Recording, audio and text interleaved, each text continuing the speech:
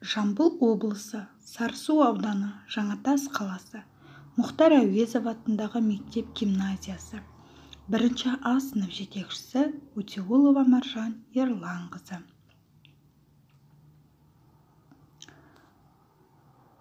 Бүгін балалар қыркүйектің 3-і. Қазіргі біздің өтетін пәніміз сауат ашу пәні. Ал балалар, сендер сабағымызды бастауға дайынсыздар ма? Оқу құралдарыңды, қалам саптарыңды алып дайындап қойдыңдар ма? Жарайсыңдар. Дайын болсақ, сабағымызды бастайық.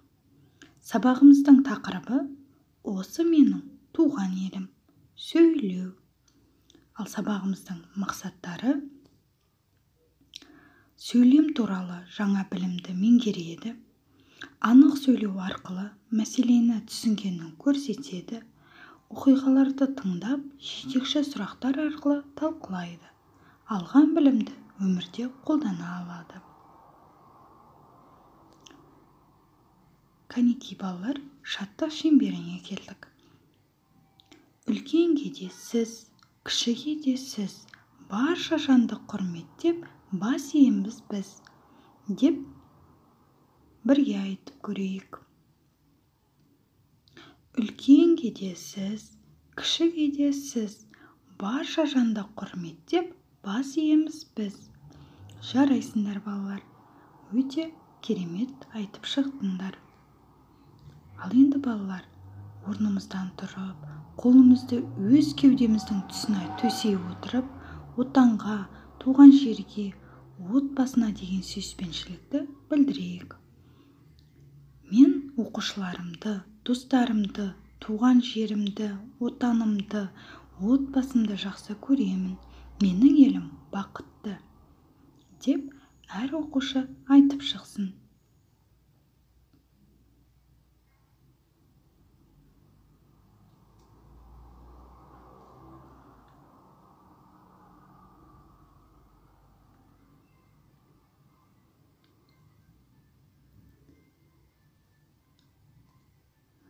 Жарайсыңдар балалар, өте тамаша айтып шықтыңдар. Ал енді балалар, өз отанымызға, туған елімізге деген сүйіспеншілігімізді одан ары тереңірек білу үшін, осы менің туған елім тақырыбы не туралы екенін білу үшін келесі бейнебаянды бақылайық. Сәлеметсіңдер ме балалар? Сауат ашу сабағын бастаймыз. Бүгінгі сабағымыздың тақырыбы осы менің туған елім, сөйлем. Біз бүгінгі сабағымызда туған еліміз жайында айтамыз. Осы сабақта сен сюжетті сурет бойынша әңгімелеуді, сызба арқылы сөйлем құрауды үйренесің. Балалар, біздің еліміз кең байтақ. Қазақстанның табиғаты әсем көріністерге өте бай. Еліміздің пайдалы қазбалар қоры мол. Еліміз көп ұлтты мемлекет. Еліміздің өзіндік ұлттық құндылықтары мен әдет-ғұрыптары бар. Қазақстанның бас қаласы Нұр-Сұлтан. Міне, балалар, осының барлығы біздің отанымыз. Балалар, біз енді еліміз туралы әңгімелеп көрейік. Ол үшін сызбаның орнына тиісті сөздерді қойып, сөйлемді аяқтаңдар. Менің елім Қазақстан. Балалар, берілген сөйлем қанша сөзден тұрады? Дұрыс айтасыңдар. Сөйлем 3 сөзден тұрады. Оның жері кең байтақ. Мұнда берілген сөйлемдегі сөз саны қанша? Дұрыс айтасыңдар. Сөйлем 4 сөзден тұрады. Қазақстанның бас қаласы Нұр-Сұлтан. Бұл сөйлем неше сөзден құралған? 4 сөзден құралған. Тамаша балалар. Есіңде сақта. Сөйлем жеке сөздерден тұрады.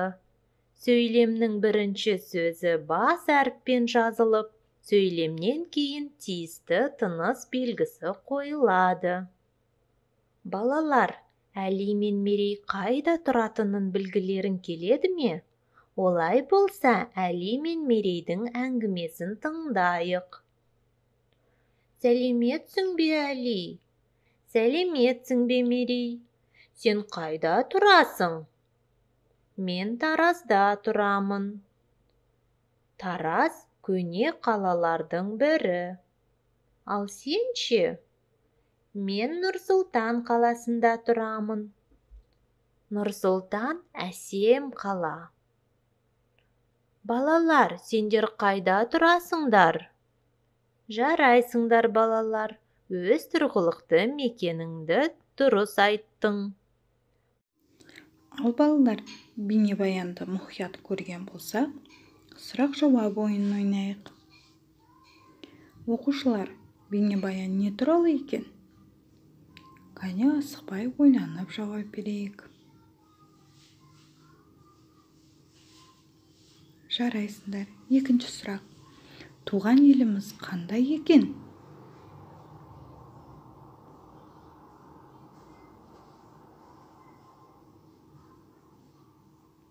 Жақсы, тамаша.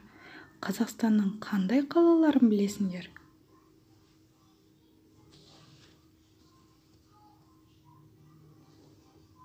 Тамаша, оқушылар. Сендер бейнебаянды мұқият тыңдаған екенсіңдер. Оқулық пен жұмыс. Оқулықтың 6-шы бетін ашайық. Тыңдалым. Суретке мұқият қарап, Әлидің өз елі туралы айтқан әңгімесін тыңда. Менің елім Қазақстан. Оның жері кең байтақ. Астана Қазақстанның астанасы. Ол әдемі қала. Ал балалар, әңгіме не туралы екен? Мұқият тыңдадық па? Жарайсыңдар, балалар.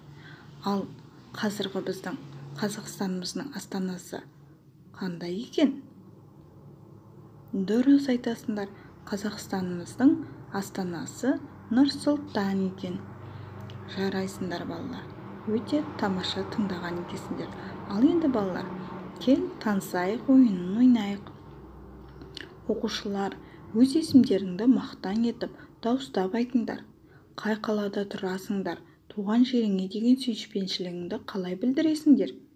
Ойланып, бізге таныстырыңдар. Ал достарымыз естеріне сақтап қалуға тырыссын. Кәне сендерді мұқият тыңдап отырайық.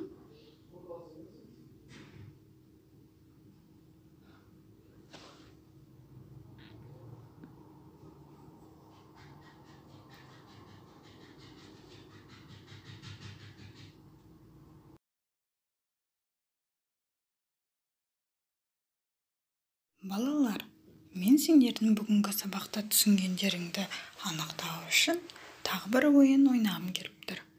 Кім тапқыр? Берілген суреттерге қарап, не айтуға болады? Кәне маған ойланып, жауап беріп көріңдерші. Суретте нені көріп тұрмыз?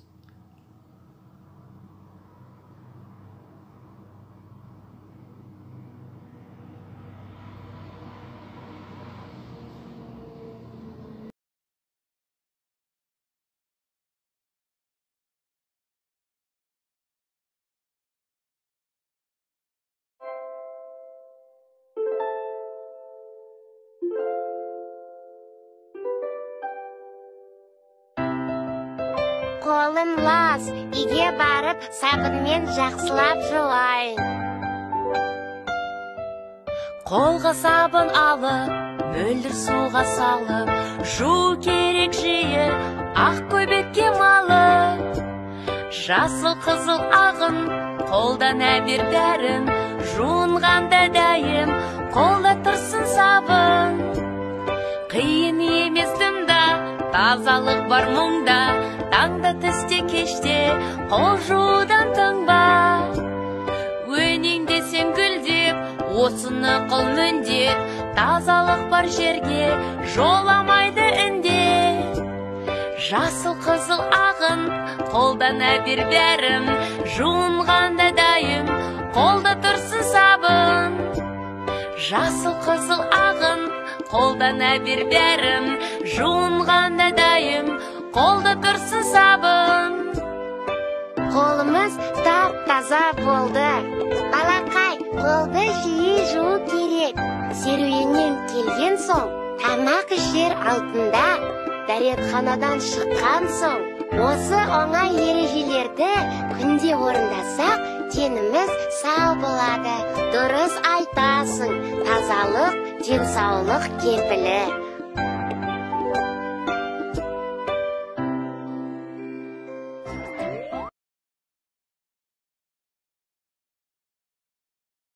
Балалар, жұмыс дәптерде берілген 7-ші беттегі тапсырманы орындаңдар. Үзік сызықтардың үстін түрлі түсті қаламдардың, қаламсаптың көмегімен бастырып көріңдер. Балалар, бүгінгі сабағымыздан алған білімдеріңді анықтау үшін тапсырма бергім кеп тұр. Өздерің тұратын мекенді сызбамының көмегімен әңгімелеп көрсетіңдер. Сызбаға мұқият қарап, ойланып, жауап беріңдер. Жауабын маған сәлден кейін айтарсыңдар.